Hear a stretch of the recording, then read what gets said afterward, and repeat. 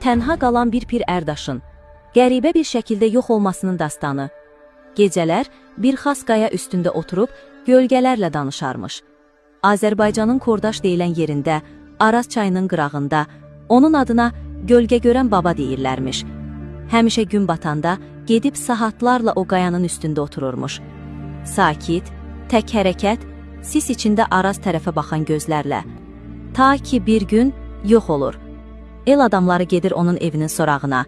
Hər şey yerli yerində olur. Amma masanın üstündə bir köhnə dəri kitab var idi.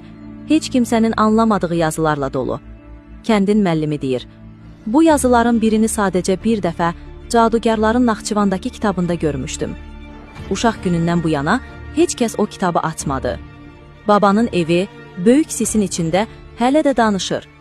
Əgər sən də Azərbaycanın sirlərinə maraqlısansa, bu səhifə tam sənlikdir.